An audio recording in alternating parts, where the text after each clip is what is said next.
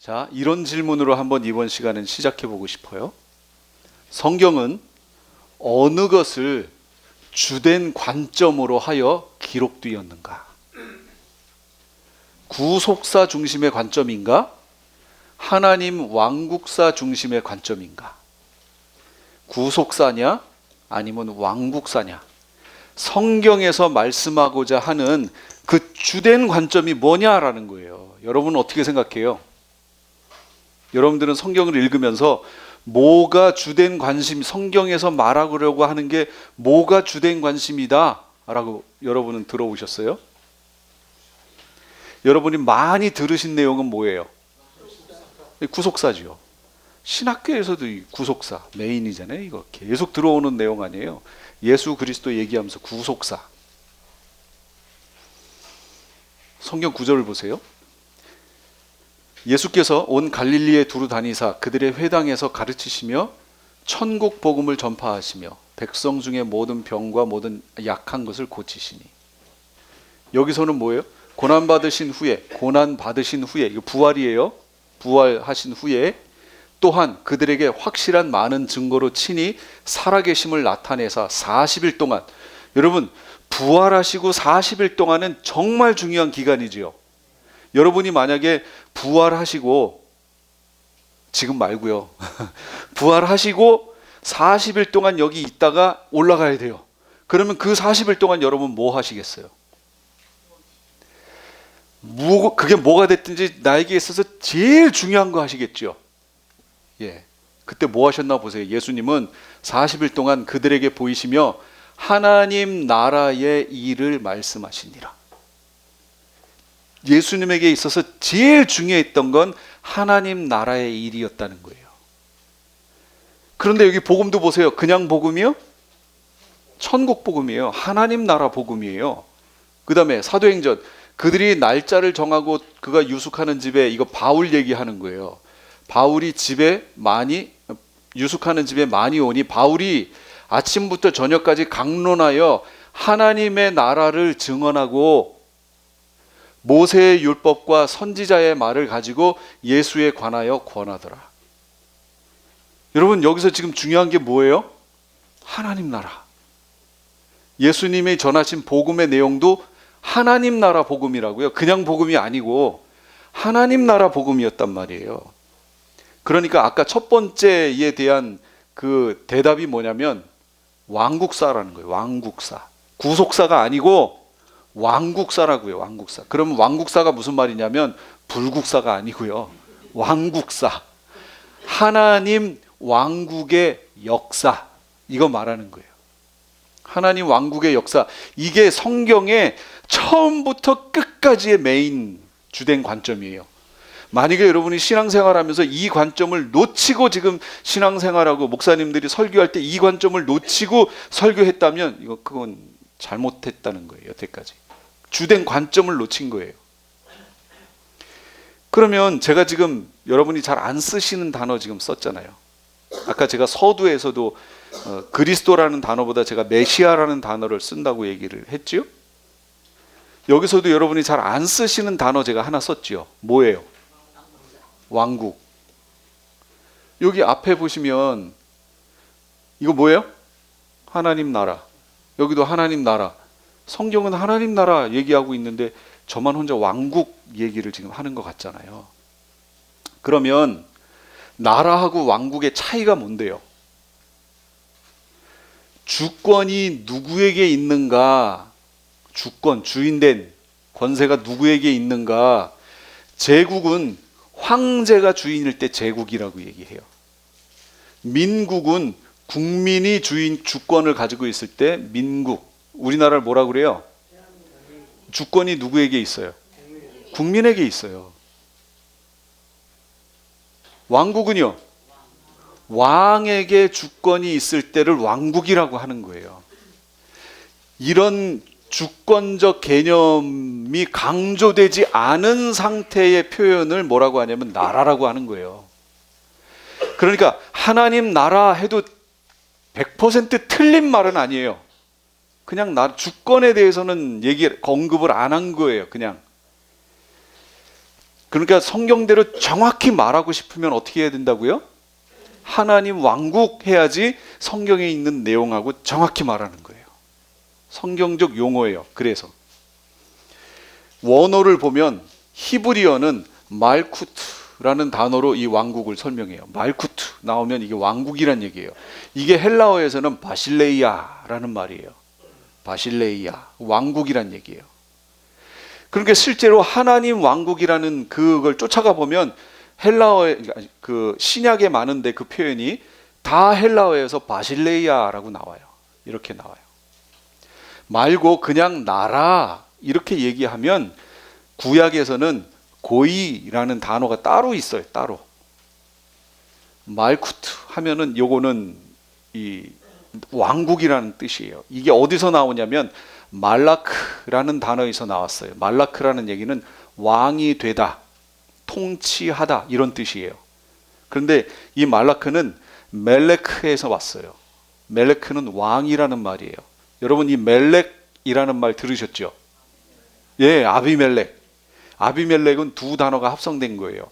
아비라는 말이 아부라는 말이고 이게 뭐냐면 아버지라는 말이에요. 우리나라 사투리 아부지 그러잖아요. 아부지, 아부.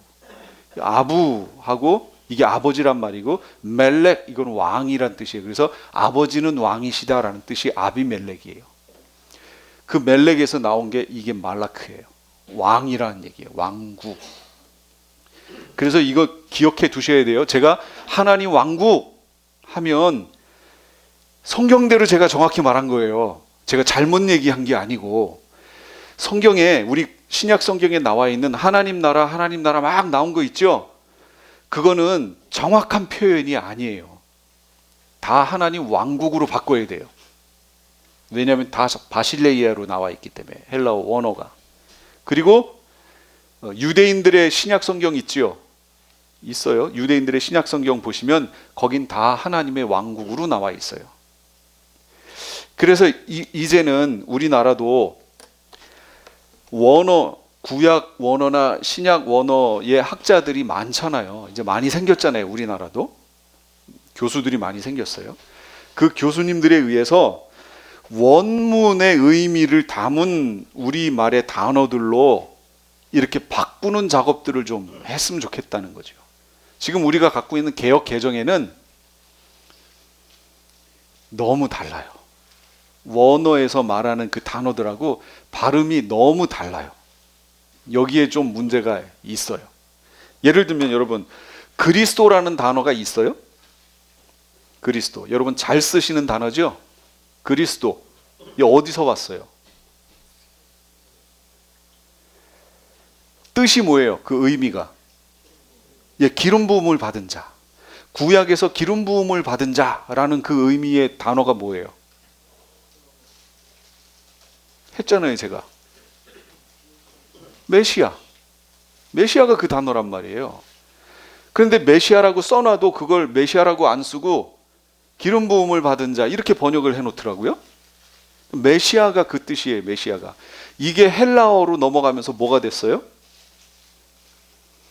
크리스토스 이렇게 바뀐 거예요. 제가 아까 콘스탄틴이 PX라고 되어 있는 거, 이 PX가 아니고 키하고 로라고 얘기했죠. 이게 크리스토스의 약자예요. 크리스토스. 이게 로마로 바뀌어요. 라틴어로 바뀌면서 크리스투스가 돼요. 이게 영어로 갔어요. 뭐가 됐어요? 크라이스트가 됐어요. 이게 한자로 갔어요. 한자 제가 알았는데 지두? 지두인가? 뭐 예수 지두인가? 뭐 이렇게 발음하더라고요. 그렇게 갔어요. 우리말은 그나마 영어의 발음을 가지고는 왔는데 크라이스트라고 안 하고 CHRIST 그러니까 크리스트 이렇게 된 거죠. 이게 우리말로 부드럽게 가면서 그리스도가 된 거예요. 그러면 여러분 그리스도가 출처가 있는 단어인가요? 출처가 없어요. 성경적인 단어가 아닌 거예요. 사실은 우리말로 오면서 그렇게 차라리 크리스토 이렇게 하든지 뭐 이렇게 해야 되는데 그리스도 이걸 한자로 또 기록해야 되니까 또 그렇게 왔겠죠? 그러니까 이런 식으로 원어하고는 조금 거리가 있는 표현들이 많다는 거예요. 하나님, 이 하나님이라는 단어가 언제 왔어요? 하나님, 우리나라에 있었던 단어예요? 없었어요. 우리가 너무 쉽게 지금 사용하는 그때 중간에 여러분이 태어나셔서 신앙을 가지니까 하나님이 너무 자연스럽죠. 근데 이게 19세기 말인가? 그때 나온 말이에요. 우리나라 전통적으로 봤을 때는 없었던 말이에요. 단어가. 그러면 원래 구약에서는 어떻게 불렀을까요? 엘로힘으로 불렀어요. 엘로힘. 그러니까 원어의 의미로 가보자면 엘로힘 이렇게 하는 게 오히려 더 낫지만, 그러나 우리나라 사람들이 엘로힘이라고는 제대로 들어보지도 않았고 그렇게 불러보지도 않았잖아요. 다 어떻게 불렀어요? 하나님 하고 불렀잖아요. 그래서 하나님도 아실 거예요. 얘네들이 나를 하나님으로 부르는구나. 아실 거예요. 여태까지 얼마나 많은 사람들이 기도하면서 불렀어요. 그러니까 하나님도 이해하시고 받아주시는 거지, 원래 이름대로 부르자면 하나님이라는 단어는 성경에 없는 거예요. 엘로힘으로 가든지 야훼로 가든지 여호와라는 단어도 사실은 그건 성경에 없어요. 원래 어떻게 발음했는지 몰라요. 지금 서기관들이 그걸 이렇게 글을 쓸 때 그게 4개의 자음만을 이렇게 쓰고 모음을 안 써놨어요. 그래서 어떻게 발음하는지를 몰라요. 지금도. 그랬더니 아도나이의 모음을 그 4개의 자음에다 갖다가 넣어가지고 여호와 이렇게 지금 발음하고 있는 건데, 그게 실제 이름이 아니라고요. 하나님의 이름이. 그러니까 우리가 지금 성경을 보면서도 모르는 게 너무 많아요. 사실은. 그런데 모르는데 고정되어 있는 사고들이 너무 많은 거죠. 그래서 되도록이면 성경적인 용어를 제가 쓰고 싶어서 쓰면 어떤 일이 벌어지냐면, 여기 이상한 데인가 봐, 이렇게 되는 거예요. 이상한 데 아닙니다. 예, 저 장로교 신학 했고요. 개혁주의 신학 했고요. 자, 하나님의 왕국이 더 원어적 의미고, 그 왕국 안에는 주권이 하나님께 왕에게 있다라는 의미까지 들어간 거예요. 그러니까 더 정확한 표현이다 라는 거 이해하세요? 그래서 제가 하나님 나라라는 표현보다 하나님 왕국이라는 표현을 더 잘 쓸 거예요. 자주 쓸 거예요. 혹시 제 습관 때문에 하나님 나라라는 말이 나올 수도 있어요. 그러나 틀린 말은 아니니까 쓰긴 쓰되 의미는 썩 그렇게 좋진 않다. 하나님 왕국이 더 의미 있는 표현이다. 그 다음에 또 하나, 여러분, 천국과 하나님 왕국의 차이가 뭐예요? 여러분, 뭐에 더 익숙하세요? 천국, 예수 천당 불신지옥, 뭐 예수 믿으면 천국 가고, 얼마나 많이 우리가 들어왔어요. 이 천국이라는 단어에 이제 문제가 있는 거예요. 되도록이면 천국이라는 단어를 이제는 안 써야 돼요. 만약에 쓴다면 의미를 제대로 알고 써야 돼요. 천국이라는 저 단어는 마태만 사용했던 단어예요. 다른 데에는 바울이 딱 한 번 썼어요. 근데 그것도 썼다라고 보기는 좀 애매해요. 마태만 사용한 고유한 호칭이에요. 이게 왜 나왔냐면 유대인들의 하나님 이름에 대한 완곡 어법이에요. 이게 무슨 얘기냐면, 유대인들은 하나님의 이름을 감히 함부로 부를 수 없지요. 그래서 서기관들도 이 성경을 필사할 때 하나님의 이름이 나오는 부분에 가서는 붓을 놓고 가서 목욕제기하고 와서 그 이름을 쓰고 그 다음을 썼다고요. 근데 그 다음에 또 이름이 나와. 그럼 어떻게 해요? 붓을 놓고 가서 샤워하고 목욕제기하고 와서 다시 들고 그거 쓰고 또 나와. 그럼 어떻게 해요? 또 가서 목욕제기하고 와서 또 이렇게 쓸 정도란 말이에요. 근데 이 사람들이 하나님의 이름을 하나님 하고 직접적으로 부를 수 있다고요? 못 불러요. 우리나라도 자기 부모의 이름을 함부로 못 부르죠. 저희 아버님 성함은 정종자 운자 되세요. 제가 이렇게 얘기하지, 이렇게 제가 부르나요? 저희 아버지 이름을? 그 예의 없는 거죠. 버릇 없는 거죠.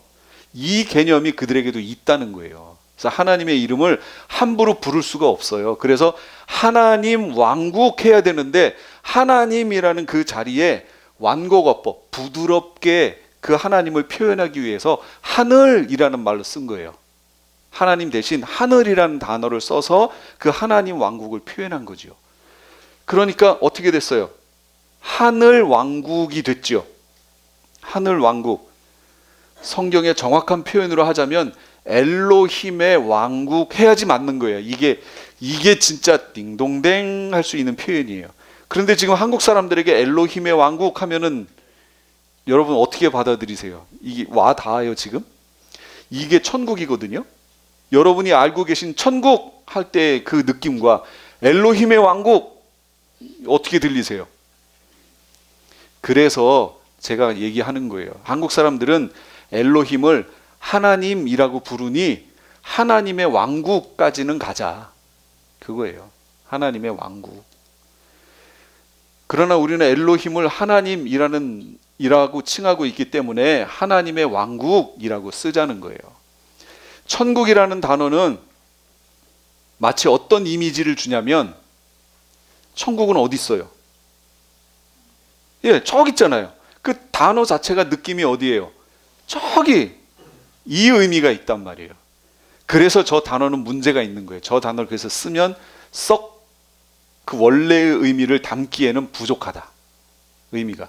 근데 의미를 알고 쓰면 상관없다. 그 의미를 알고 받으면 상관없지만 의미를 모르는 사람들 속에 박혀있는 그 이미지는, 천국에 대한 이미지는 죽어서 가는 곳이라는 이미지가 박혀 있다는 거예요. 그러면 안 된다는 거죠. 그런데 세대주의는 이 부분에 대해서 지적을 합니다. 영어 표현에는요, Kingdom of Heaven, Kingdom of God, Heavenly Kingdom, 저 천국에 대한 얘기를 단어 표현을 영어에서는 이렇게 세 개로 표현하고 있어요. 그러면 이 각각을 어떻게 봐야 되는가? 세대주의자들은 뭐라고 표현하냐면 이 Kingdom of Heaven은 이 땅에 도래할, 앞으로 도래하게 될 메시아 왕국을 말할 때 이렇게 말한다. Kingdom of God은 하나님의 통치가 임하는 영역을 말할 때 Kingdom of God이라고 말한다. Heavenly Kingdom은 우리가 알고 있는 죽어서 가는 저 천국 있죠. 거기를 말하는 거다. 이렇게 말한단 말이에요. 세대주의자들이 영어 성경에 나와 있는 이 표현을. 근데 이거 다 잊어버리세요. 성경적 관점은 다 천국, 다 하나님 왕국 말하는 거예요. 똑같은 거예요. 나누지 않아요. 왜 나눠지지 않았는지 제가 여기서 증명을 해드릴게요.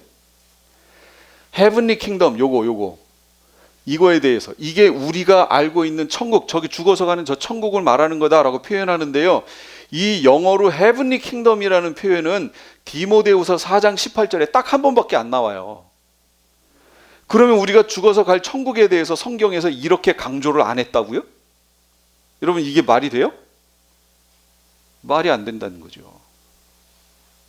주께서 나를 모든 악한 일에서 건져내시고 또 그의 천국에 들어가도록 구원하시리니, 천국에 들어가도록 구원하시는 이 중요한데 이거를 성경에서 딱 한 번밖에 안 했다고요? 그러면 문제 있지 않아요? 그에게 영광이 세세토록 있을지어다. 아멘. 두 번째, 회개하라 천국이 가까웠느니라 라고 마태가 말할 때는 3장 2절 4장 17절에 Kingdom of Heaven이라고 썼어요. 이 천국을. 근데 그 병행구인 마가복음에 가면 이 똑같은 구절인데 거기다 Kingdom of God이라고 썼어요. 그러면 Kingdom of Heaven하고 Kingdom of God이 뭐라는 말이에요? 같다는 얘기죠. 같다는 거. 근데 이렇게 나눠 놓은 거예요. 표현을. 그래서 이거는 잊으시라. 이런 거는 없다. 다 뭐라고요? 다 천국, 다 하나님 왕국 얘기하는 거예요. 대신 천국이라는 단어 대신 하나님 왕국이라는 표현을 사용하라. 저는 이렇게 말씀드리고 싶어요. 만약에 천국이라는 용어를 쓰고 싶으면 의미를 정확히 알고 썼으면 좋겠다. 죽어서 가는 적이라고 이해하시면 안 된다는 거. 그거 꼭 기억하세요. 심령이 가난한 자는 복이 있나니 천국이 저희 것이며, 마태복음 5장 3절에 나왔죠. 킹덤 오브 헤븐으로 나왔어요. 근데 병행 구절인 누가복음에는 킹덤 오브 갓으로 나왔어요. 그럼 같다는 얘기 아니에요. 지금 같은 거예요. 자, 그러면 이런 것들을 종합적으로 했을 때 복음이란 무엇인가? 예를 들면 구속사 중심의 관점에서 복음을 이해하면 어떻게 이해할 수 있냐면, 구속사를 중심으로 성경을 보는 사람들은 복음을 어떻게 얘기하냐면, 보세요. 예수 그리스도의 대속으로 말미암아 죄 사함 받게 된 거, 이게 우리 복된 소식이라는 거예요. 죄 사함 받은 거, 이게 복된 소식이. 맞아요, 틀려요? 맞잖아요. 죄 사함 받은 거 복된 소식이지요. 이건 구속사 중심으로 성경을 보는 사람들이 보는 복음의 내용이에요. 그럼 왕국사를 중심으로 보는 사람들은 어떻게 얘기하냐면, 예수 그리스도의 대속으로 말미암아 죄사함 받아 하나님 왕국에 들어가게 된 거, 이게 복음이라는 거예요. 뭔가 지금 하나가 더 발달돼 있죠? 발전됐죠? 하나님은 하나님 왕국사 중심에 하나님 왕국에 관심이 있으세요. 이따가도 얘기하겠지만, 하나님이 우리를 구원해 내셨어요. 구원하시고 보니까 이 사람들이 갈 데가 필요하네. 어디로 가야 될지? 하나님 왕국을 만들어서 이들을 여기 들어가게 해야 되겠다. 이게 맞을까요? 아니면 처음부터 하나님 왕국을 만들어서, 자, 여기에 사람들을 이 하나님 왕국으로 넣어야지. 두 번째 거. 어느 게 맞아요? 두 번째 게 맞아요. 구원해 냈더니 이들이 가야 될 곳이 필요해서 하나님 왕국을 만든 게 아니고, 처음부터 하나님 계획은 하나님 왕국이 처음 메인 계획이었어요. 여기에 속해서 살게 하려고 했는데 여기에 문제가 생긴 거예요. 이제 그 얘기들을 이제부터 얘기를 할게요. 하나님 왕국이란, 하나님 왕국, 우리 흔히 하나님 나라, 천국 그랬잖아요. 그러면 여러분은 어떻게 이해하고 계신지 모르겠는데요, 성경의 내용은 하나님 왕국은 하나님의 통치를 말하는 거예요. 하나님 통치, 하나님의 다스리심, 하나님의 주권, 이거 말하는 거예요. 그래서 하나님 왕국이라고 표현해야 된다고 제가 얘기하는 거예요. 나라는 그 주권에 대해서 말이 안 나와요. 나라, 주권이 누구에게 있어요? 몰라요. 그걸 통틀어서 나라, 그러니까 나라는 어디를 말하는 건지 모르니까 주권이 누구에게 있다라고 얘기할 수 없어요. 그런데 왕국, 그러면 주권이 누구에게 있어요? 바로 나오잖아요. 그냥 왕, 우리의 왕이 누구신데요? 하나님. 그러니까 메시아 왕국도 메시아 나라라고 안 하고 제가 메시아 왕국이라고 얘기하지요. 왜요? 메시아가 왕이니까. 메시아가 왕 노릇하니까 메시아 왕국이에요. 그래서 이게 제 얘기가 아니에요. 성경 내용이에요. 시편 145편 13절. 짧으니까 우리 요 말구투만 빼고 같이 읽어볼게요. 시작. 주님의 나라는 영원한 나라이니 주님의 통치는 대대에 이르리이다. 예, 지금 여기 이 표현이 히브리어 시를 쓸 때에 쓰는 형식이에요. 그 중에 하나예요. 우리도 옛날에 정형시에서 3434 35 43인가 뭔가 이거 막 했죠. 옛날에 우리 선조들이 시를 쓰는 그 정형 시에 이런 형식이 있는 것처럼 히브리인들도 시를 쓸 때 어떤 형식이 있어요. 그 중에 하나가 뭐냐면 동의적 평행법이라는 거예요. 동의, 같은 뜻을 평행, 나란하게 배치했다, 배열했다. 주님의 나라는 할 때 이 나라도 말쿠트예요. 그러니까 나라가 아니고 우리말로 번역할 때 뭘로 해야 돼요? 왕국으로 번역해야 된다는 거죠. 주님의 왕국은 영원한 왕국이니 주님의 통치는 대대에 이르리이다. 두 개를 쫙 나눠서 주님의 나라와 주님의 왕국과 주님의 통치가 동의라는 거예요. 같은 뜻. 영원한 왕국입니다. 대대에 이르리이다. 같은 뜻이라는 거예요. 그러면 나라가 뭐라고요? 왕국이 뭐라고요? 통치를 말하는 거예요. 그래서 하나님 왕국은 하나님의 통치를 말하는 거예요.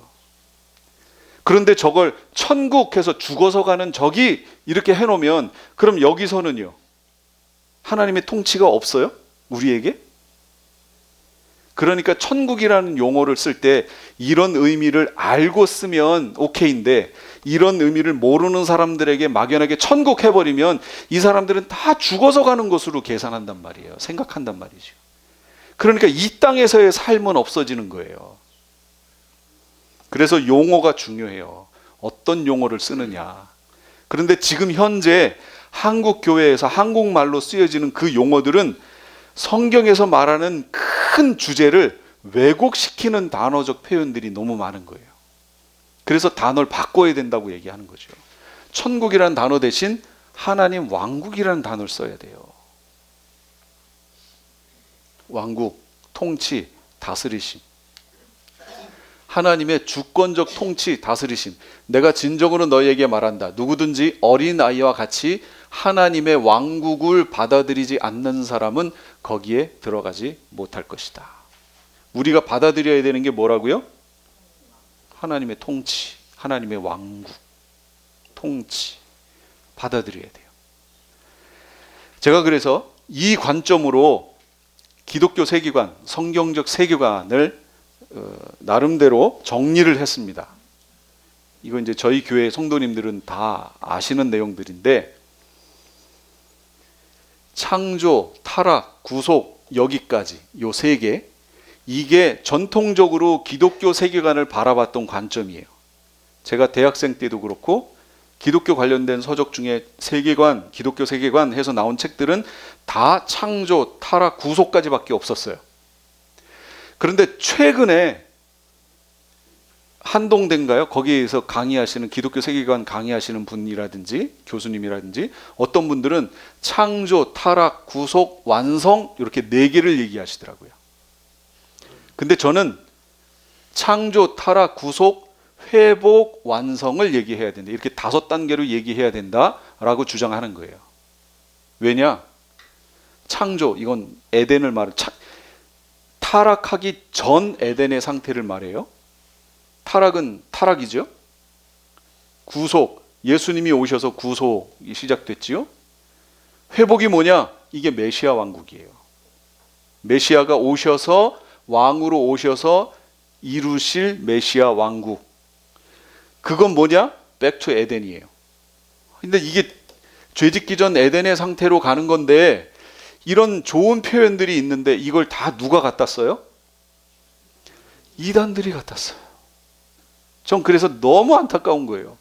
이단들은 이 마지막 시대에 대한 그림들을 그리고 있는데 왜 기존 교회는 못 그리고 있냐는 거예요. 왜 다 뺏기고 있냐는 거죠. 백투 에덴은 죄짓기 전 에덴의 상태로 돌아가는 거예요. 이게 왜 그래야 되는지는 제가 설명을 또 드릴 거예요.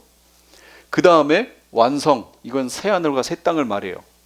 우리가 흔히 저기 죽어서 가는 천국 간다라고 말할 때 그게 여기 말하는 거예요. 새하늘과 새 땅. 그러면 이렇게 이때부터 타락, 구속, 회복, 완성이라는 이 시간이 이렇게 흘러갈 때 하나님의 왕국은 어떻게 됐을까요? 그걸 보자는 거예요. 그래서 제가 처음 보셨죠, 이 그림. 아, 이거 그리느라고 고민 많이 했어요. 진짜로 고민 많이 했어요. 자, 이게 무슨 뜻이냐면 여기 새하늘과 새 땅 여기는 지금은 생각하지 마세요. 요 에덴부터 보세요. 여기도 이 뒷부분 생각하지 마시고 메시아 왕국까지만 보세요. 이 회색으로 돼 있는 부분 여기 위에서 쭉 이렇게 돼 있는 여기까지 이게 처음 하늘과 처음 땅이에요. 지금 만들어진 피조 세계를 말하는 거예요. 이 피조 세계가 이렇게 흘러가고 있었어요. 이 피조 세계의 끝부분에 가면 새 하늘들과 새 땅이 펼쳐질 거예요. 새 하늘들과 새 땅이. 이걸 다른 말로 뭐라고 표현하는 거냐면 메시아 왕국이라고 표현하는 거예요. 그럼 메시아 왕국이 펼쳐져야 되니까 메시아는 어떻게 하셔야 돼요? 오셔야죠. 그래서 여기에 왕으로 오시는 메시아가 그려져 있는 거예요. 이 지점이 예수님의 재림, 왕으로 오시는 거예요. 여기는 신약 시작하는 예수님의 초림 부분을 얘기하는 거예요. 자, 이 그림이 이해가 되시죠? 그러면 여기 파란색은 뭘까요? 파란색. 이게 하나님 왕국이에요. 처음에 에덴에 하나님의 왕국이 시작됐지요. 피조세계 가운데. 하나님의 왕국은 제가 뭐라고 그랬어요? 하나님의 통치라고 얘기했잖아요. 하나님의 다스리심. 에덴 동산에서 죄짓기 전 말하는 거예요. 죄짓기 전 에덴 동산에서 하나님의 통치, 하나님의 다스리심, 하나님의 왕국은 어땠나요? 거의 완벽했죠. 하나님이 원하시는 대로 다 됐잖아요. 그 내용 지금 볼게요. 에덴 그대로 되니라. 보시기에 좋았더라. 어떤 구절은 보시기에 심히 좋았더라. 그러신 하나님이요, 갑자기 하나님이 이르시되 우리가 우리의 형상을 따라 우리의 모양대로 우리가 사람을 만들고 그들로 바다의 물고기, 하늘의 새, 가축, 온 땅과 땅에 기는 모든 것을 다스리게 하자. 삼위일체 하나님의 얘기죠. 이 계획을 하세요. 뭐냐면 피조세계 가운데 인간 창조의 계획을 하십니다. 그리고 다스리게 하재요. 그 인간이 피조세계를.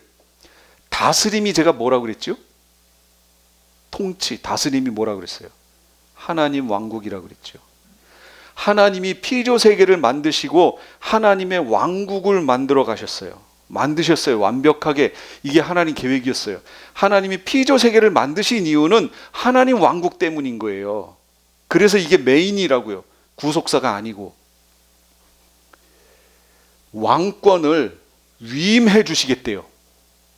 누구에게? 그들로. 그들이 누군데요? 사람. 사람에게 하나님의 통치, 왕권을 위임해 주시겠다는 계획을 여기서 짜신 거예요. 그리고 그 다음에 어떻게 됐어요? 하나님이 자기 형상, 곧 하나님의 형상대로 사람을 창조하시되 남자와 여자를 창조하셨어요.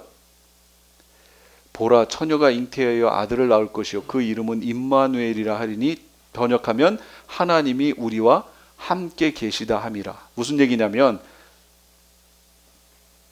하나님의 형상으로 우리 인간을 창조하셨어요. 하나님의 형상. 하나님의 형상으로 창조됐다는 얘기는 하나님의 이미지로 만들어졌다는 얘기예요. 하나님의 이미지라는 얘기는 하나님이 인간들과 친히 함께 계신다는 걸 지금 말하는 거예요. 하나님의 왕적인 통치의 권위를 이 피조 세계를 다스리는 인간들에게, 피조 세계를 다스리는 인간들에게 위임을 하시는 거예요. 하나님의 왕권을. 하나님이 그들에게 복을 주시되 그들에게 이르시되 생육하고 번성하여 땅에 충만하라. 땅을 정복하라. 바다의 물고기, 하늘의 새, 땅에 움직이는 모든 생물을 다스리라. 피조 세계에 대한 왕권을 주셨어요.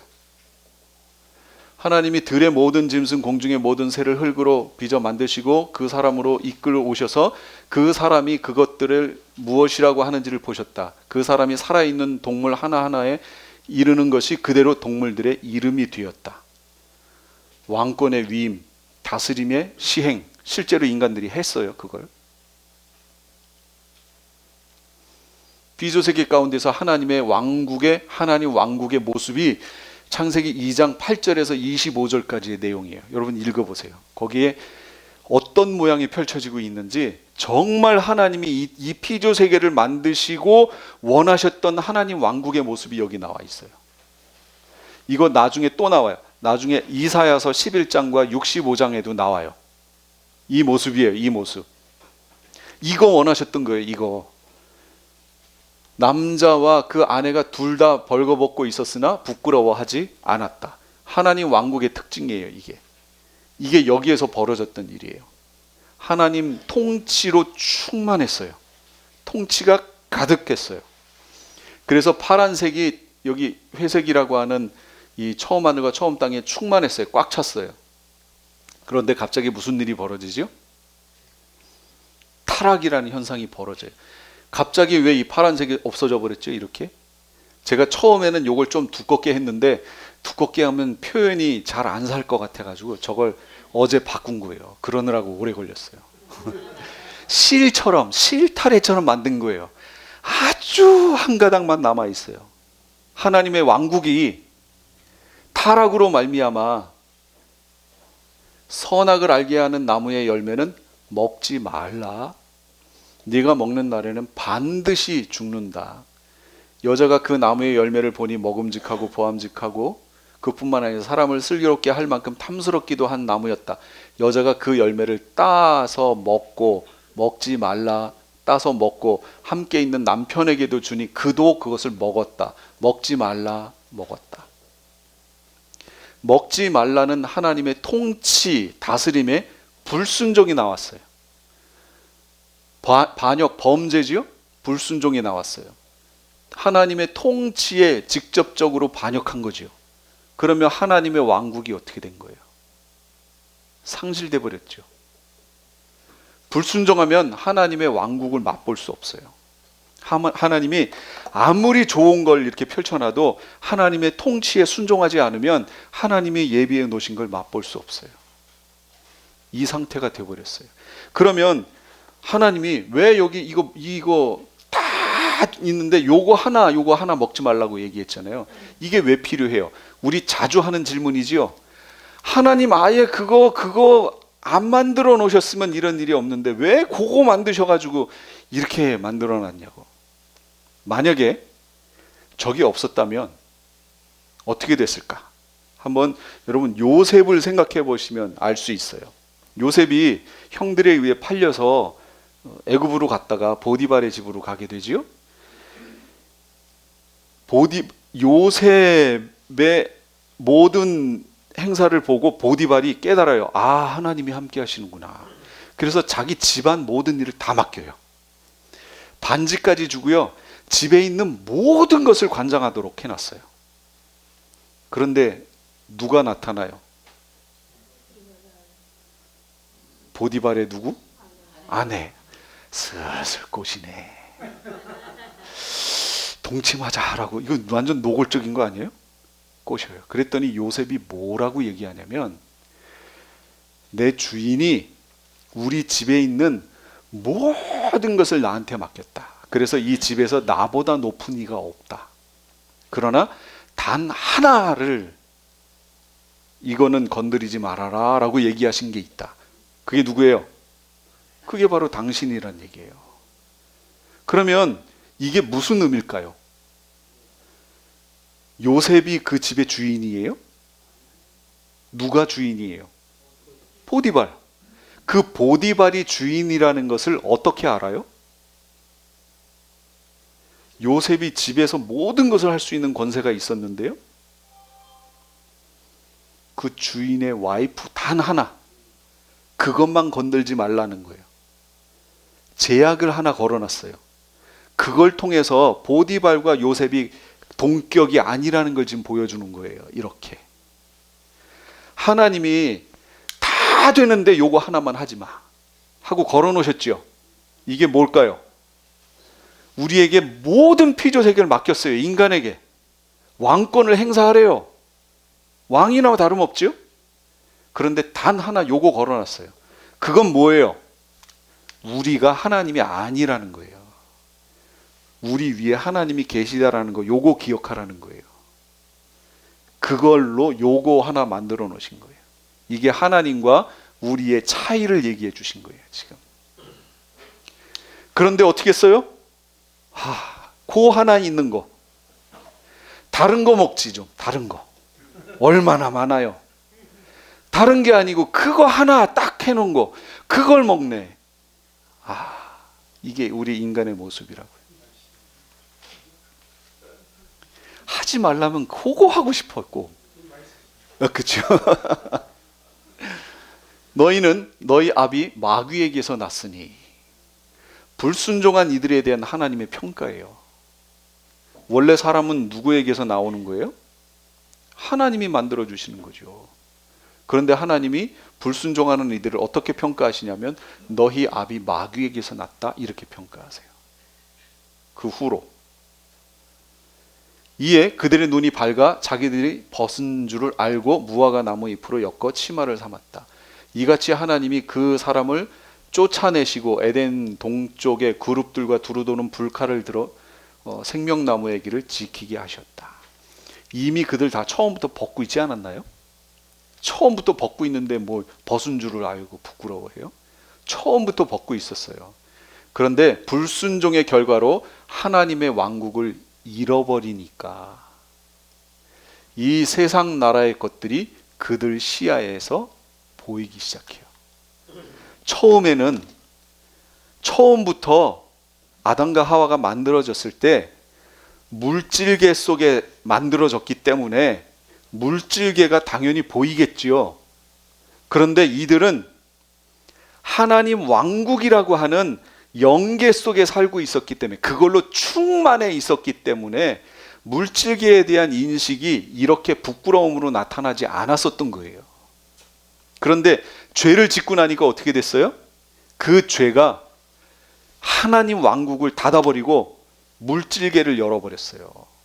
우리의 모든 초점이 그쪽을 향하게 만들었어요. 죄를 지으면 따라오는 게 뭐예요? 부끄러움.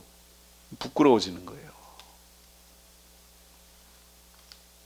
그럼에도 불구하고 하나님께서는 하나님 왕국을 이 땅에서 한 민족 공동체 이스라엘을 택하셔서 언약의 대물림을 통해 이어오셨어요.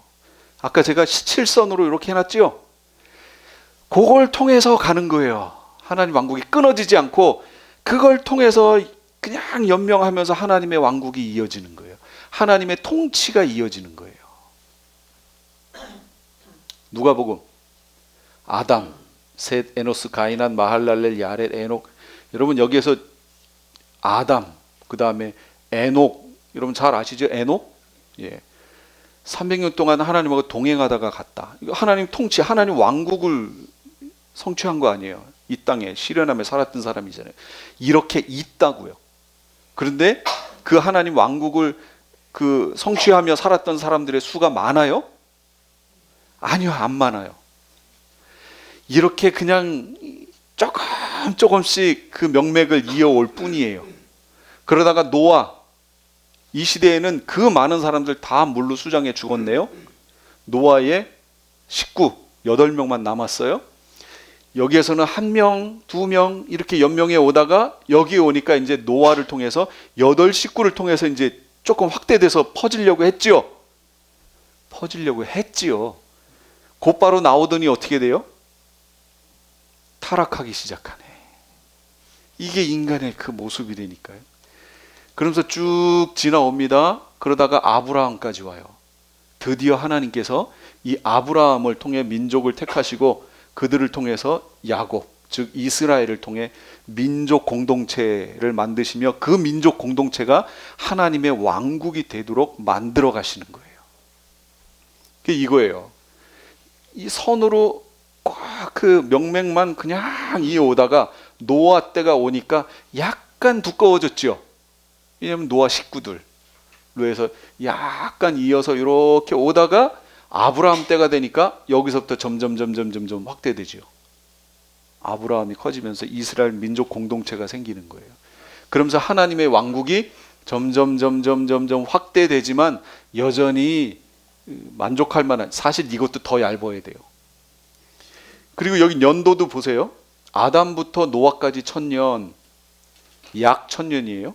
노아부터 아브라함까지 약 1000년, 아브라함부터 예수님 초림까지 약 2000년, 그 중간에 다윗 있어요. 여기까지 1000년, 이렇게 1000년. 그 다음에 지금 우리는 초림부터 재림 사이를 살고 있죠. 여기가 약 2000년이 될 거예요. 그리고 예수님 재림부터 백보자 심판까지가 1000년. 그래서 천년왕국 얘기하는 거예요. 그러면 총 어떻게 돼요? 7000년의 역사가 나와요. 그래서 성경 학자들 중에는 성경의 모든 스토리는 7,000년의 역사를 갖고 있다, 이렇게 얘기하는 사람들도 있어요. 이런 관점으로 봐서도 지금 여기가 예수님이 재림할 때가 다 됐다는 거예요. 시간이 다 됐다. 어쨌든 여기까지 지금 왔어요. 우리가 그 다음 단계가 뭐예요? 요거 신약, 여기 열방을 구원하신 하나님 왕국이 더 확대됐네요. 예수님의 초림을 통해서 복음의 내용이 온 열방으로 퍼졌잖아요. 이스라엘 민족에 국한된 게 아니고 온 열방으로 퍼졌죠. 그러니까 하나님 왕국이 더 확대됐죠. 그러나 아직도 그렇지 않은 부분이 훨씬 많습니다. 요것도 더 얇아야 돼요.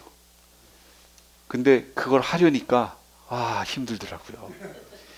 이게 사실은 한글 프로그램에서 만든 거거든요. 한글 표를 갖다가 만들어 놓고 잘라가지고 거기에 색 입히고 선 긋고 막.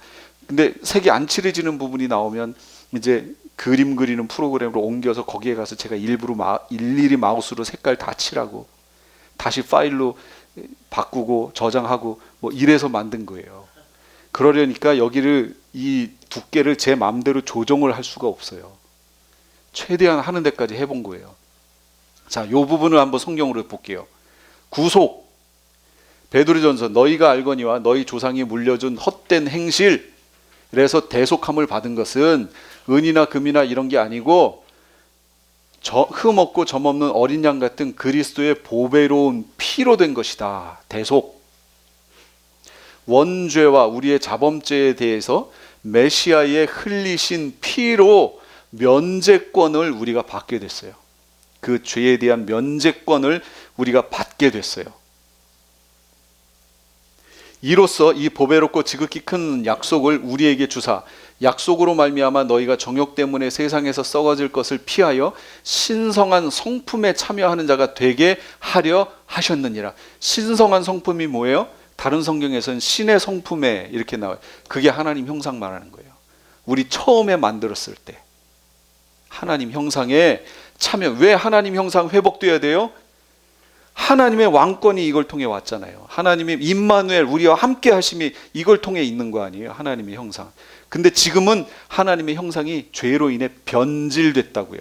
파괴된 게 아니고 변질됐다고요.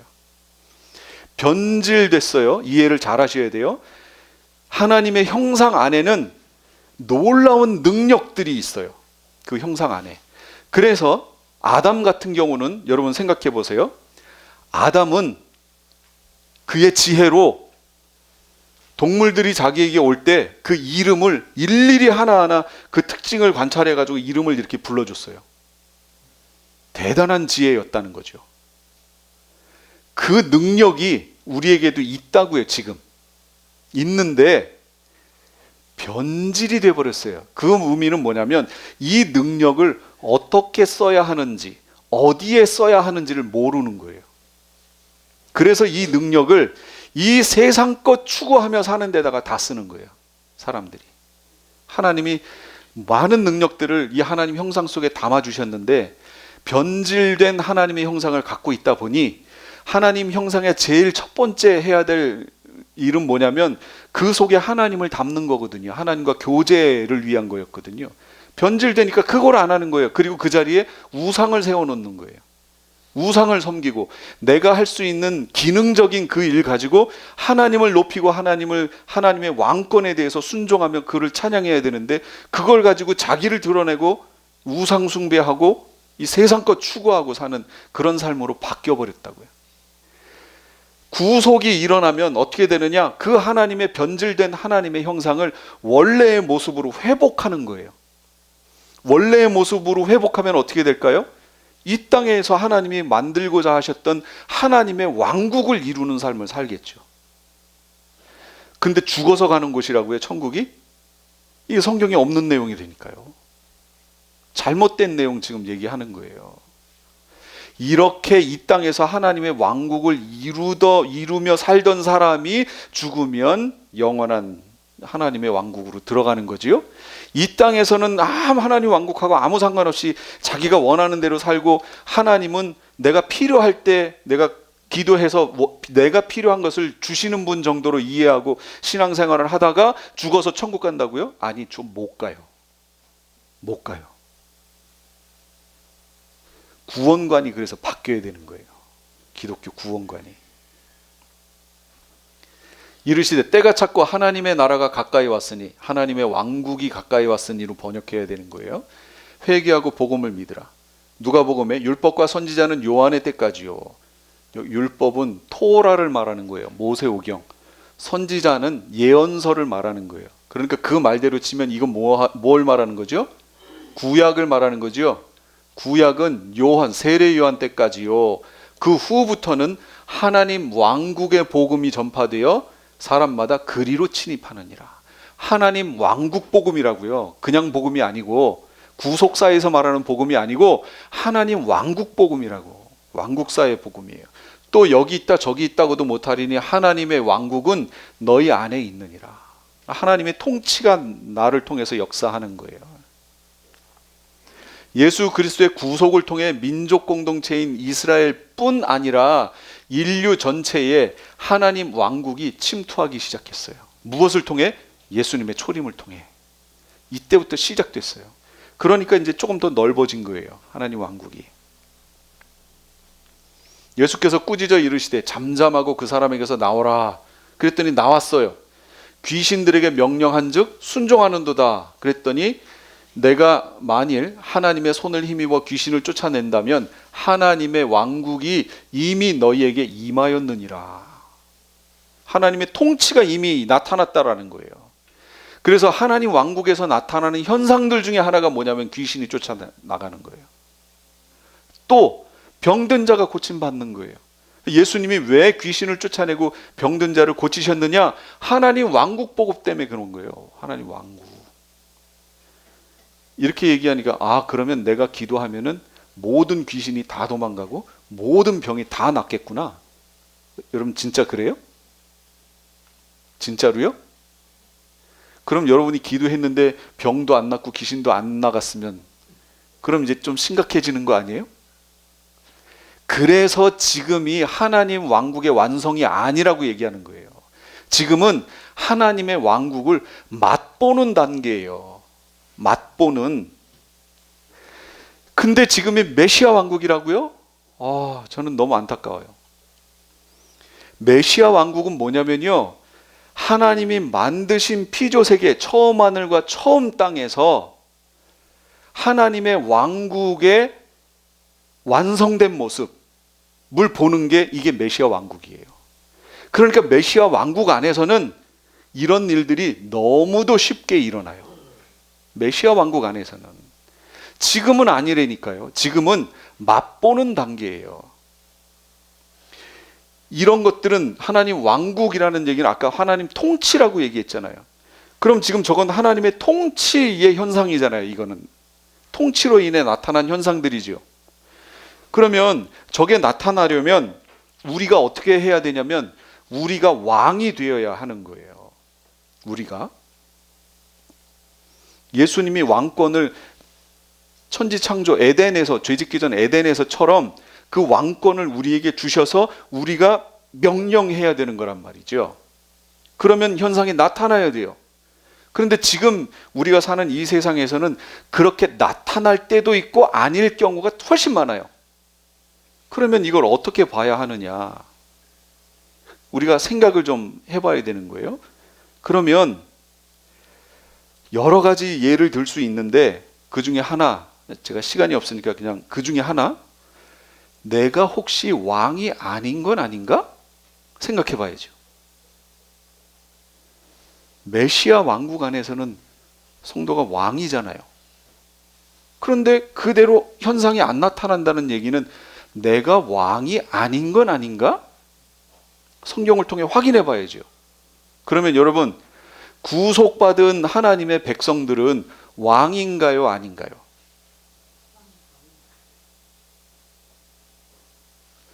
이제 로마서로 가야 돼요. 로마서 5장으로 가야 돼요.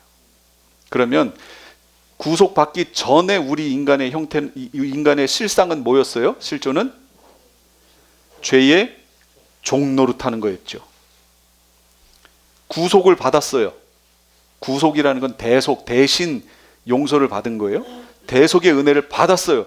그 후에 우리의 실존은 뭐예요? 종이에요, 왕이에요? 이렇게 물으면 다 왕 그러시더라고요. 로마서 보세요. 은혜가 왕 노릇하여. 은혜가 왕 노릇하는 거예요. 그럼 우리는 뭐 하는 거예요? 종이죠, 종. 여전히 종 노릇이지요. 예. 구속받기 전에는 죄의 종이었는데 구속받은 후에는 하나님 은혜, 이거 누가 주시는 거예요? 하나님이. 그러니까 하나님이 왕이란 얘기고 여전히 우리는 종이었단 말이에요. 그 은혜가 우리에게 왕 노릇하여 우리를 어디로 인도한다고요? 구원으로 인도한다고. 그런데 우리가 지금 뭐라고 자꾸 표현해요? 여기가 메시아 왕국이고 우리가 구속받았으니까, 종에서 해방됐으니까 우리는 왕. 성경에 없는 얘기라고요. 찾아보세요. 로마서 5장 끝에 가보세요. 말씀대로 가야죠. 그러니까 신학대로 저는 이 요한계시록을 공부하고 난 후부터는요, 저는 장로교 신학, 개혁주의 신학 했지만 그 관점 중에 성경적 관점으로 보기에는 문제가 있는 부분들이 이런 걸 공부하면서 나오는 거예요. 아, 이거 아닌데? 하는 부분들이 나와요. 그래서 바꾸기로 했어요. 그래서 저는 어떤 신학적 관점을 되도록이면 취하지 않고 성경에서 뭐라고 말씀하시는가를 보기로 했어요. 나중에 또 할 때가 있을 거예요. 하나님의 왕국은 현재적이지요. 이렇게 현재적으로 나타나잖아요. 그런데 하나님의 왕국은 현재적이면서 또 제자들의 마음을 굳게 하여 이 믿음에 머물러 있으라 권하고, 또 우리가 하나님의 왕국에 들어가려면 많은 환난을 겪어야 할 것이라. 하나님의 왕국은 현재적이지만 또 뭐예요? 미래적이에요. 이미 우리에게 왔지만 아직 완성되지 않았다라는 거예요. 아직 완성되지 않았어요. 그 완성될 때에 우리가 아담처럼 명령하면 다 형통하게 되는 거예요. 아직은 아니에요. 그런데 여기서 아주 중요한 표현이 하나 있어요. 하나님 왕국에 들어가려면, 미래적 하나님 왕국에 들어가려면 뭐라고요? 많은 환난을 겪어야 된다. 여러분, 7년 환난을 겪고 들어갈까요? 그 전에 쏙 빠져나갈까요? 겪어야 돼요. 성경의 원리는 겪고 가는 거예요. 그런데 왜 환난을 안 겪는 게 성경적이라고 자꾸 얘기하는 사람들이 요즘 있지요? 유튜브에 많아요. 그러니까 환난 전에 휴거 있다고 얘기하시는 분들 환난 안 겪고 간다고 자꾸 얘기하지요? 성경적이지 않아요. 그분들이 한 얘기를, 그분 중에 어떤 분이 환난 전에 휴거해야 되는 7가지 이유에 대해서 설명을 해놨더라고요. 그래서 제가 그걸 들었어요. 다 듣고서 제 나름대로 정리를 했어요. 성경으로 어떻게 증명하나 보자 하고 다 지켜봤는데 성경으로 증명된 게 하나도 없어요. 그래서 7개를 제가 다 마련해 놨어요. 누구든지 이제 언젠가 기회가 되면 그 목사님이 7개가 환난 전에 휴거가 있어야 될 이유라고 얘기했던 거 하나하나 얘기하면서 성경에 없는 내용이라고 제가 성경을 이렇게 내놓으면서 다 얘기하려고 준비해 놨어요. 환난 전에 휴거하지 않아요. 여러분 기억하세요? 많은 환난을 겪어야 돼요. 그래야 하나님 왕국으로 들어가요. 기억하세요. 우리는 영계와 물질계를 살고 있어요. 동시에 살아요. 지금 다 살고 계신 거예요. 그런데 어떤 사람들은 물질계의 비중이 더 커요. 그분의 삶 가운데. 이런 사람들을 육에 속한 사람이라고 말하는 거예요. 근데 어떤 사람들은 영계의 그 내용이 비중이 더 커요. 그분의 삶에. 물질계는 그렇게 중요치 않아요. 그분에게 있어서. 그런 사람들을 영에 속한 사람이라고 부르는 거예요. 그리고 성경은 이건 영적 어린아이라고 얘기하고 이게 장성한 분량이라고 얘기해요. 여러분은 어디에 속하길 원하세요? 여기로 가야죠. 그런데 처음 죄짓기 전 아담의 상태가 이거였는데 죄로 말미암아 일로 넘어간 거예요. 그래서 물질계의 비중이 커졌어요. 그러는 바람에 보이기 시작한 거예요. 물질계가 인식이 되기 시작하는 거예요. 똑같이 벗고 있었는데 이렇게 되고 나니까 벗었음을 깨닫고 부끄러워지기 시작하는 거죠. 지금 여기 얘기하는 거예요. 여기 얘기한 거예요. 자, 그 다음에는 어떻게 될까요? 메시아 왕국 얘기하겠죠. 메시아가 왕으로 임하시는 때, 만약에 메시아 왕국이 없고 천국으로 바로 간다면, 새하늘과 새 땅으로 바로 간다면 예수님이 뭐하러 재림하시죠? 왜 재림하셔야 돼요? 천국으로 바로 간다며요. 그럼 왜 재림하시죠? 이 땅으로 재림하실 이유가 없잖아요. 굳이 이 땅에 재림에 오셔가지고 이 땅을 없애시려고 오시는 건가요? 한번 잘 생각해 보라는 얘기예요. 우리가 기존에 알고 있었던 성경적 지식이라든지 이게 성경에 근거해서 알고 있는 건지 아니면 어떤 신학적 관점인지 한번 잘 보라는 얘기예요. 메시아가 왕으로 오셔야 되는 이유는 왕으로 오셔야 될 이유가 있기 때문에 오시겠죠. 예, 왕으로 오시면 펼쳐지는 현상이 뭔데요? 왕국이 펼쳐지지요. 왕이 왔으니까 왕국이 펼쳐지지요. 그게 메시아 왕국이라고요. 자, 그럼 이 얘기를 해볼게요. 회복이에요. 그래서 저는 이걸 회복이라는 단어로 표현한 거예요. 이르시되 어떤 귀인이 왕위를 받아 가지고 오려고 먼 나라로 갈 때에, 누가복음에 문화 비유예요. 문화. 이거랑 비슷한 비유가 마태복음 25장에 달란트 비유 있죠. 그거랑 비슷한 비유가 누가복음에 있는 거예요. 그 비유를 시작하시면서 뭐라고 하시냐면 어떤 귀인이 왕위를 받아 가지고 오려고 먼 나라로 갔다. 그럼 여기서 말하는 어떤 귀인이 누구예요? 예수님, 메시아. 왜 가셨어요? 지금 왕위를 받아 가지고 오려고. 마태복음에서는 이 같은 비유를, 달란트 비유를 끝내면서 끝에 뭐라고 얘기하시냐면 인자가 자기 영광으로 모든 천사와 함께 올 때에 자기 영광의 보좌에 앉으리니, 자기 영광의 보좌가 뭐예요? 그게 왕위란 말이에요. 이걸 가지고 온다고 그랬잖아요. 계시록에 또 내가 보좌들을 보니 거기에 앉은 자들이 있어 심판하는 권세를 받았더라. 심판하는 권세요? 이거 왕들이 갖는 권세잖아요. 또 내가 보니 예수를 증언함과 하나님의 말씀 때문에 목배임을 당한 자들, 누구죠? 순교자들이죠. 그들의 영혼들과 또 짐승과 그의 우상에게 경배하지 않고 그들의 이마와 손에 그의 표를 받지 아니한 자들이 살아서, 그럼 그 전에 뭐 했다는 거예요? 죽었다는 거죠. 이런 이유들 때문에 죽었어요. 그럼 뭐지요? 그거? 순교했다는 말이죠. 그들이 살아서 그리스도와 메시아와 함께 1000년 동안 뭐 한다고요? 왕노릇 한다고. 왕노릇. 이 노릇한다는 말이 이게 참 이게 썩 그렇게 좋은 표현은 아니에요. 노릇한다는 건 우리말에 그게 아니면서 그거 인척하는 걸 말할 때 쓰는 표현이잖아요, 주로. 근데 꼭 그렇지는 않대요. 제가 그래서 찾아봤어요, 사전을. 그랬더니 그 역할을 하는 것을 약간 낮추어 표현하는 이런 식으로 나오더라고요. 그래서 왕노릇 한다라는 표현보다 1000년 동안 통치한다라는 표현이 더 맞는 것 같아요. 그게 더 성경적이다. 통치한다, 다스린다. 그러니까 메시아와 함께 1000년 동안 왕으로 통치한다. 이게 메시아 왕국이에요. 메시아 왕국이 왜 필요해요? 메시아가 왕으로 다스려야 되니까. 그런데 그거 말고 또 메시아 왕국이 왜 필요한 줄 아세요? 아까 여러분 에덴에서 하나님이 어떤 명령 주셨어요? 사람에게 생육하고 번성하여 어떻게 하라고요? 땅에 충만하라. 거기에 있는 모든 것들을 어떻게 하라고요? 다스려라. 그런데 그렇게 하자마자 인간이 어떻게 됐어요? 타락했어요. 그러면 하나님이 명령하셨는데 그 명령이 성취됐어요? 안 됐어요. 다스림이 지금 안 나타나잖아요.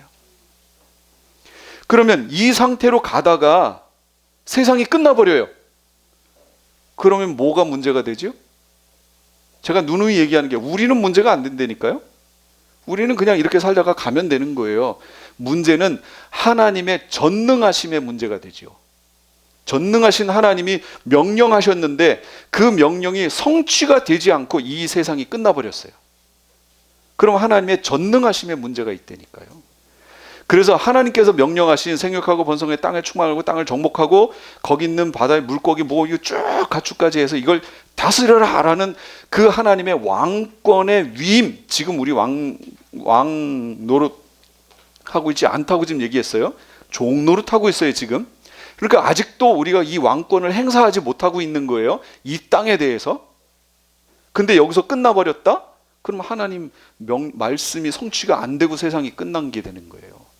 그래서 그 하나님이 말씀하신 그 명령이 성취된 세상이 지금 반드시 필요하다. 그게 뭐냐? 그게 메시아 왕국이라는 거예요. 그런데 어떤 이들이 지금이 메시아 왕국이라고 자꾸 표현을 해요. 그러다 보니까 지금 우리가 여기서 왕노릇하고 있다고 자꾸 표현하는 거예요. 성경 찾아보세요. 우리가 지금 여기서 왕노릇하고 있다는 표현이 어디 있어요? 그랬더니 어떤 분은 또 찾더라고요. 실제로 베드로 전서가 후서가에 보면 우리는 왕 같은 제사장이요 나오잖아요. 봐라, 여기 왕 같은 제사장 있지 않냐. 그건 성경을 오역한 거예요.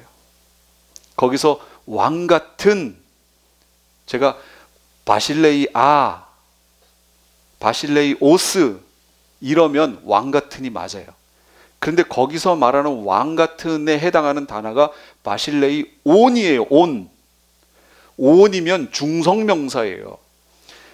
바실레이온하고 중성명사로 나오면 사람이 아니고요, 이건 궁전을 말하는 거예요. 궁전. 여러분 그 사전에 다 나온 말이에요. 사전에 있는 거 제가 얘기하는 거예요. 그럼 어떻게 해석되어야 돼요? 하나님 왕궁의 제사장들이요, 이게 성경적 표현이라고요. 우리가 왕 같은 제사장이라는 얘기가 아니고 하나님 왕궁의 제사장들이요, 이 표현이라고요. 근데 그걸 우리 사람에게 표현해서 우리가 왕이라고 표현하는 그런 식으로 그 성경을 번역해 놨잖아요. 이게 성경 오역이라니까요. 성경에 그렇게 오역된 게 얼마나 많은지 몰라요.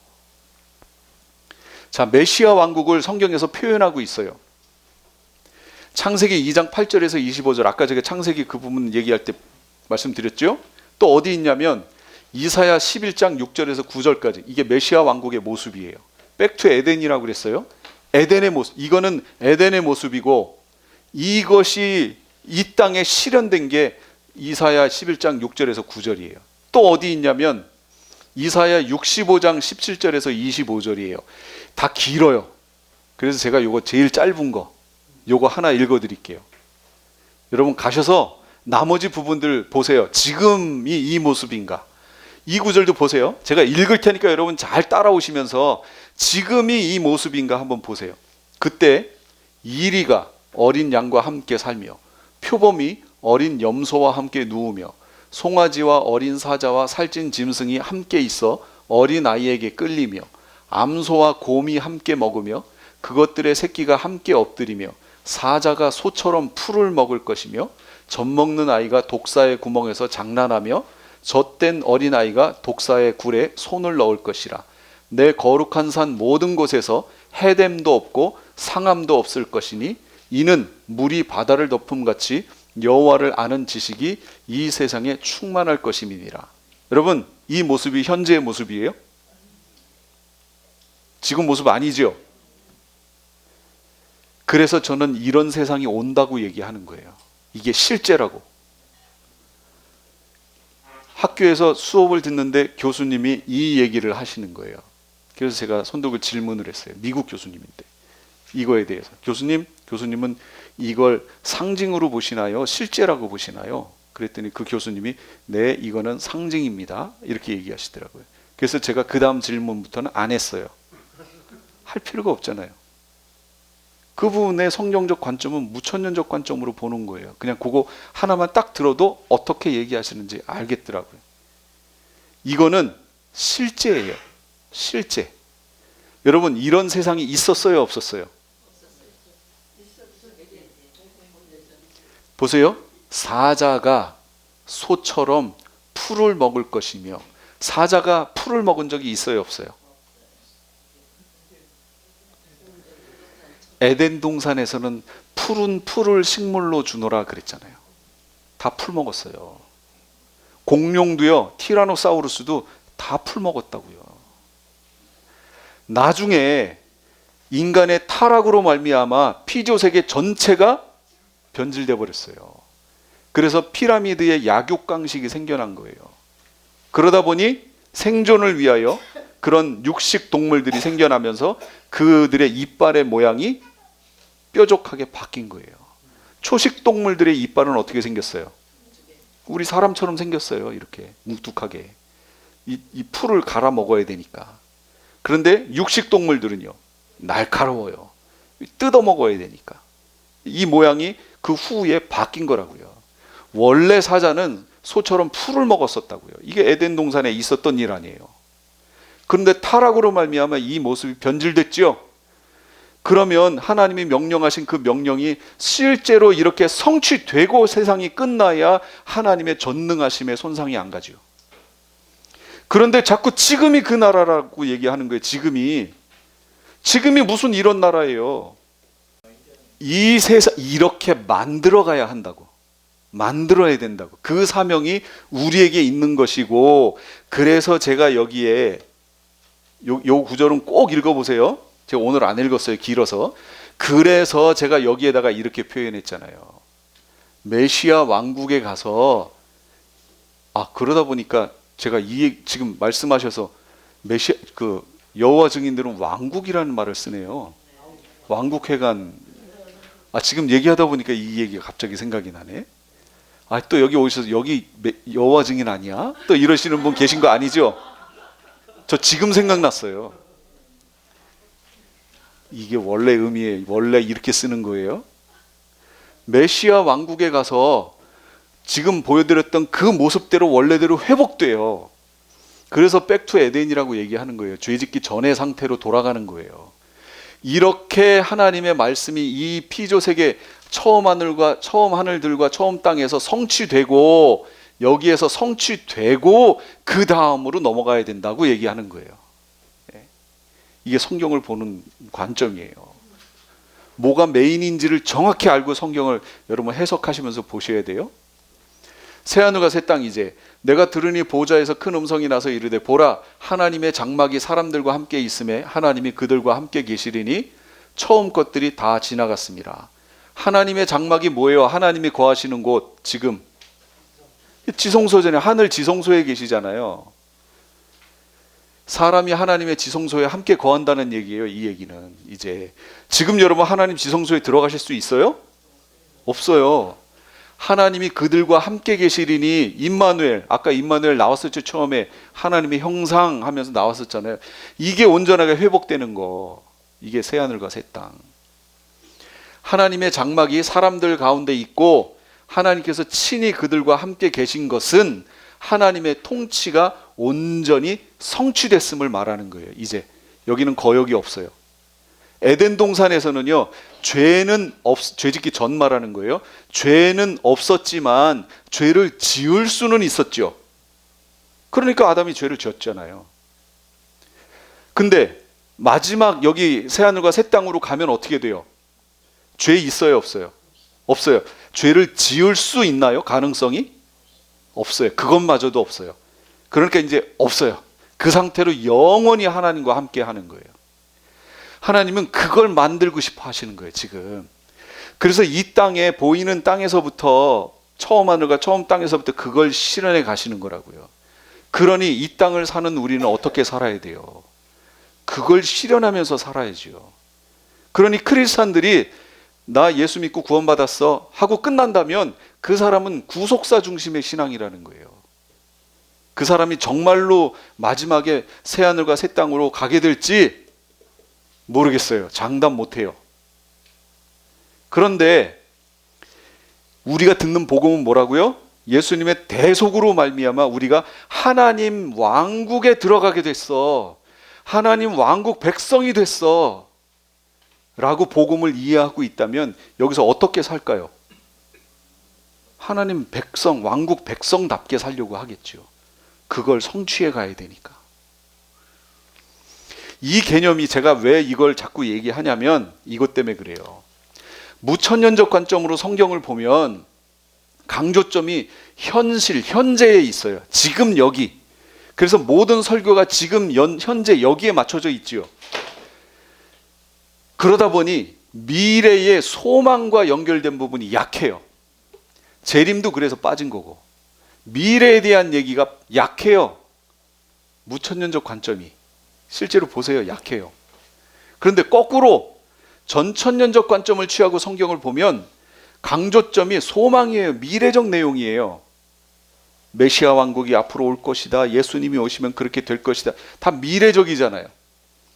그러다 보니 신앙을 현재에 적용하는 측면, 무천년적 관점에 비해서 약해요. 제가 이 관점을 공부해 보니까 실제 그렇더라고요. 그래서 이걸 어떻게 풀어가지? 하나님 왕국이라는 관점은 현재와 미래를 신앙 안에서 살 수 있는 균형을 맞추는 데 있어서 중요한 내용이에요. 제가 이 조지 레드 교수라고 하는 이분의 책을 읽으면서 그걸 깨달았어요. 이 조지 레드 교수는 여기 풀러 신학교의 교수였고요. 그리고 신약의 거성이라고 불리는 사람이에요. 이분의 신학은 뭐냐면 역사적 전천년적 관점으로 성경을 보는 분이에요. 그런데 전천년적 관점을 주장하면서도 이분은 유독 그분의 책을 보면 하나님 왕국, 우리말로는 하나님 나라라고 번역됐죠. 이 하나님 왕국이라는 주제에 대해서 많은 연구와 서적을 남겼어요. 그러다가 제가 이 책을 읽으면서 이분이 왜 이렇게 얘기했는지를 알게 됐어요. 전천년적 관점의 약점은 약점을 하나님 왕국이라는 주제로 설명하면서 균형을 맞춘 거예요. 균형을. 우리는 미래를 소망하며 살지만 그러나 지금 현실 속에 있는 하나님의 왕국을 이루며 성취하며 살아야 된다. 그래야 미래에 도착할 수 있다. 이걸 강조하시려고 썼더라고요. 제가 이걸 읽으면서 제가 갖고 있었던 고민을 이분이 그 고민을 했구나. 그래서 이런 하나님 나라, 하나님 왕국에 대한 얘기를 이분이 이렇게 해서 썼구나라는 걸 알게 됐어요. 이건 무슨 그림이냐면요. 하나님의 인류를 향하신 계시는 처음부터 하나의 얘기였어요. 우리는 자꾸 옛언약, 새언약 나누면서 막 분리하지요. 세대주의가 막 나누잖아요. 이렇게 7개로 나누고 이렇게 하잖아요. 아니에요. 하나의 얘기예요. 그것은 예수 그리스도를 통한 대속의 은혜를 받은 자들이 요 부분만을 얘기하는 게 구속사라고 그랬어요. 그 대속으로 말미암아 하나님의 왕국을 이루어가는 것, 이게 왕국사예요. 이게 메인이에요. 구속에 의해서 은혜를 받은 이들이 하나님의 왕국을 이루어가는 삶, 이게 성경의 메인 이야기, 하나의 얘기예요. 여러분 오늘 가실 때 이거 하나만 이해하고 가셔도 성경을 보는 눈이 완전히 달라집니다. 옛 언약은 새 언약의 본복이에요. 우리를 구원하시기 위해서 하나님의 왕국이 필요한 게 아니에요. 뭐예요? 하나님의 왕국을 세우시기 위해서 우리를 구원하시는 거예요. 앞뒤가 바뀌면 안 돼요. 이해를 잘 하셔야 돼요. 우리를 구원해 냈더니 이들을 어디다가 두지? 하나님 왕국을 만들어 거기에 둬야 되겠다. 이게 아니라고요. 하나님 왕국을, 하나님의 모든 계획은 하나님 왕국이에요. 그 왕국을 세우기 위해서, 그러면 그 안에 사람이 필요하잖아요. 그래서 구원하시는 거예요. 우리를. 그러니 구원받은 자들은 어떻게 살아야 돼요? 하나님 왕국 백성답게 살아야죠. 그리고 그 하나님의 왕국을 이루는 삶을 살아야죠. 그러니까 여기서는 내 마음대로 살고 죽어서 거기 가겠다라는 이런 관점은 성경에 없는 거예요. 그런 관점이 언제부터 시작됐느냐? 그게 초대교회에 있었던 영지주의에서 시작된 거예요. 영지주의. 영지주의는 이원론이에요. 무슨 얘기냐면 예수님이 육체로 오신 것은 거짓말이다. 영지주의의 관점은 뭐냐면 성경이 아니에요. 시작이. 그건 헬라 철학이에요. 철학 사상에서 들어온 거예요.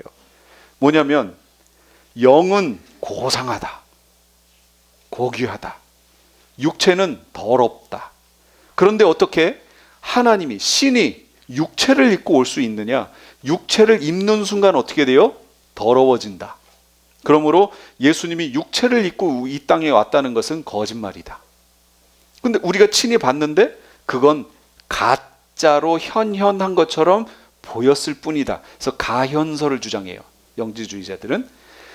그러면서 하는 얘기가 뭐냐면, 그러면 가짜면 대속도 가짜잖아.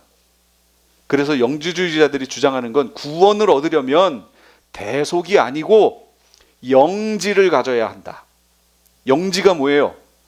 영적 지식, 영적 체험, 이게 우리를 구원해 주는 것이다. 그러므로 영지를 가진 자들은 어떤 특별한 사람들의 전유물이다. 이 전유물을 갖고 있는 사람은 그 삶을 어떻게 살아도, 정말 사람을 죽여도 그는 하나님의 구원에서 변개되지 않는다.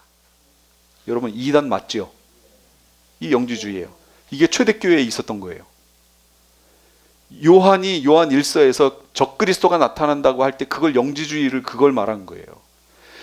누가 적그리스도의 영이냐? 예수 그리스도께서 육체로 오심을 부인하는 영마다 적그리스도의 영이다 그랬잖아요. 이 영지주의 말한 거였다고요. 영지주의자들은 하나님의 영지만 갖고 있으면 내 육체적인 삶은 어떠한 형태로 살아도 구원에는 아무 상관이 없다. 오직 구원은 영지를 통해서만 되는 거다. 이게 이단으로 정제됐어요. 없어졌어요. 진짜로 없어진 줄 알았더니 이게 안 없어졌어요. 샤 배경에 깔려 있다가 이것이 현 시대의 뉴에이지라는 형태로 나타났어요. 그리고 교회 안에 또 어떤 형태로 자리 잡고 있냐면, 은사를 받아야 구원받은 거다, 영적 체험을 해야 구원받은 거다, 이런 말로 성도들을 속이는 거예요. 이 형태로 들어왔어요. 교회 안에 있어요. 그러면 이 은사를 체험해야 구원받은 것이다, 여러분 이거 성경에 있어요, 없어요? 성경으로 판단하시라니까요. 어떤 세상의 어떤 학문이라든지 철학이라든지 영으로나 말로나 우리로부터 받았다는 편지로 바울이 그렇게 얘기하잖아요, 데살로니가에서. 이런 걸로 여러분 속으시면 안 돼요. 내가 하늘에 갔다 왔는데, 저기에 갔다 왔는데 하면서 얘기하는 거, 여러분 여기에 속지 마세요. 와, 천국에 갔다 왔대. 그 사람이 얘기하는 것이 하나님의 말씀하고 다르면 그거는 하나님이 보여주신 게 아니에요. 분별해야란 말이에요. 여러분이 꿈 꿨어요. 예수님이 나타나셔서 뭔가를 얘기하셨어요. 그럼 여러분 곧바로 어떻게 해요?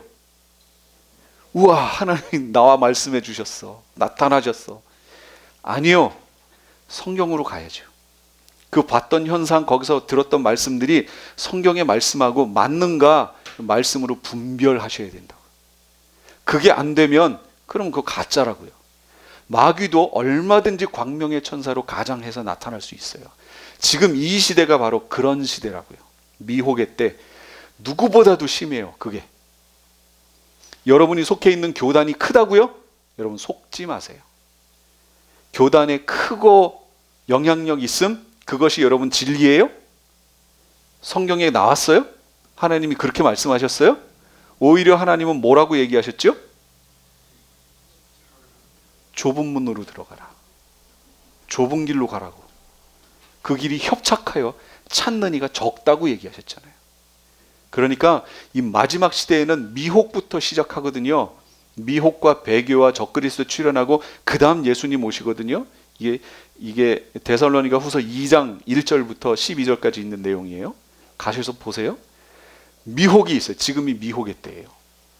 그러니까 옛날보다 더 많은 미혹이 있을 거예요. 말씀으로 분별하셔야 돼요. 그래서 여기서 말하는 이런 내용들을 보시면서 성경이 무엇을 메인으로 지금 하나님이 얘기하고 계신지 그걸 봐야 거기에 맞게 내가 보고 깨닫고 살 거 아니에요. 근데 여태까지 들어왔던 것으로 여러분 하나님의 메인 메시지를 놓치시면 안 된다라는 거예요. 예, 여기까지 하고 마치고 식사하시고 이제 세 번째 시간 하겠습니다. 기도하겠습니다.